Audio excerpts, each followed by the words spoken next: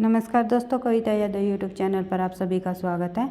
संपूर्ण हिंदी विषय की तैयारी को आगे बढ़ाते हुए आज की क्लास में हम करेंगे EMRS TGT हिंदी के जो अभी एग्जाम होने वाला है उसी को ध्यान में रखते हुए भक्ति काल से संबंधित कुछ महत्वपूर्ण तथ्यों को, ताकि परीक्षा में इनसे संबंधित अगर कोई भी प्रश्न पूछ लिया जाए तो आप सब सही आंसर कर सको, क्योंकि फास्ट रिवीजन के तौर पर हम इनको करते हुए चलेंगे। एक बार हम अच्छे से पढ़ते हुए कर चुके हैं तो देख लेते हैं।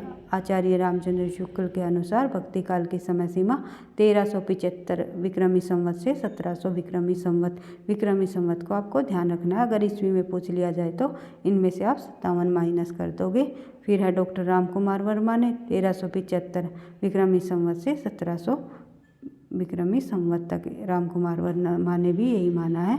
और हजारी प्रसाद द्विवेदी के अनुसार भक्ति काल की समय सीमा 14वीं शताब्दी से लेकर 16वीं शताब्दी तक मानी है। डॉक्टर नगेंद्र ने 14वीं शताब्दी से लेकर मध्य 17वीं शताब्दी के मध्य तक मानी है। उसके बाद बच्चन की बात करें तो 1400 ईस्वी से लेकर 1650 ईस्वी तक भक्ति काल की समय सीमा मानी है बच्चन ने। उसके बाद हम बात करें सर्वमान्य तौर पर तो आचार्य रामचंद्र शुक्ल द्वारा मानी गई 1375 से 1700 विक्रमी संवत सर्वमान्य तौर पर भक्ति काल की समय सीमा मानी जाती है। उसके बाद हिंदी के भक्ति साहित्य की परंपरा का जो प्रवर्तक कवि माना जाता है वो नामदेव माना जाता है। मेमोरियल विलियम्स के अनुसार भक्ति शब्द की उत्पत्ति किससे मानी जाती है? भज धातु, जिसका अर्थ है भाग लेना। भक्ति शब्द का जो उल्लेख मिलता है हमें श्वेताश्वेतर उपनिषद में मिलता है। उसके बाद बात करें हम भक्ति काल का नामकरण। भक्ति काल की समय सीमा, नामकरण और उदय के कारण, इन तथ्यों को हम देख लेते हैं। थोड़ा जल्दी से रिवाइज कर लेते हैं ताकि आप लोगों की रिवीजन भी अच्छे से चलती रहे। आचार्य रामचंद्र शुक्ल के अनुसार भक्ति काल कहा है। आचार्य रामचंद्र शुक्ल ने भक्ति काल कहा है और पूर्व मध्यकाल भी आचार्य रामचंद्र शुक्ल ने नाम दिया है, क्योंकि आचार्य रामचंद्र शुक्ल ने दोहरे नामकरण की प्रवृत्ति को अपनाया है। उसके बाद बात करें हजारी प्रसाद द्विवेदी ने भक्ति आंदोलन को लोक जागरण काल की संज्ञा दी है का नाम दिया है। और जॉर्ज ग्रियर्सन ने भक्ति काल को हिंदी का स्वर्ण युग कहा है। और स्वर्ण काल किसने कहा है? श्याम सुंदर दास ने। रामविलास शर्मा ने भक्ति काल को लोक जागरण का नाम दिया है। भक्ति आंदोलन को लोक जागरण की संज्ञा किन्होंने दिया है? हजारी प्रसाद द्विवेदी ने। और रामविलास शर्मा ने भक्ति काल को लोक जागरण का नाम दिया है। तो इन दोनों तथ्यों में आपको कंफ्यूज नहीं होना, तो बारीकी से समझते हुए चलना है। बढ़ते हैं आगे। विभिन्न विद्वानों ने भक्ति आंदोलन के उदय का कारण है क्या माना, ये भी देख लेते हैं एक बार। आचार्य रामचंद्र शुक्ल ने माना है इस्लाम आक्रमण की प्रक्रिया।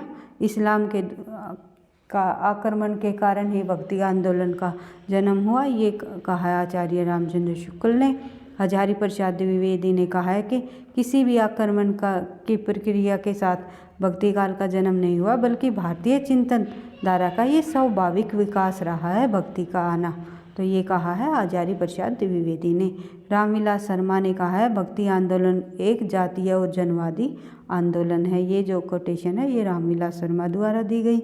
गजानन मुक्ति बोध ने जो कहा है ऐतिहासिक सामाजिक शक्तियों के रूप में जनता के दुख व कष्टों से हुआ। जो ऐतिहासिक सामाजिक शक्तियों के रूप में जनता के दुख व कष्टों से जो जन्म हुआ, किसका हुआ? भक्ति काल का।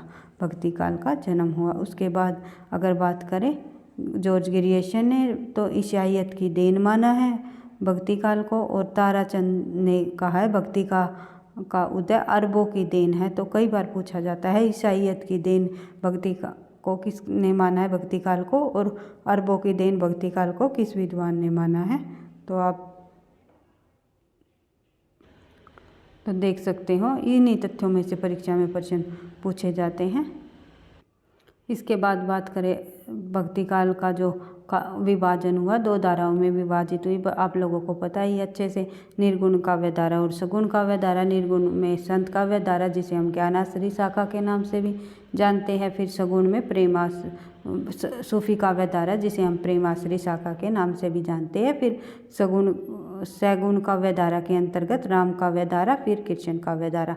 राम में तुलसीदास जी प्रतिनिधि कवि रहे और कृष्ण काव्यधारा के सूरदास जी प्रतिनिधि कवि रहे। और इनमें संत कवियों में कबीरदास जी, सूफी कवियों में जयसी। ये आपको पता ही है, अच्छे से आप लोगों ने पढ़ ही रखा है, समझ ही रखा है। तो एक बार यहाँ से भी देख लेते हैं कुछ तथ्य और हम संत काव्यधारा के अंतर्गत। संत काव्यधारा के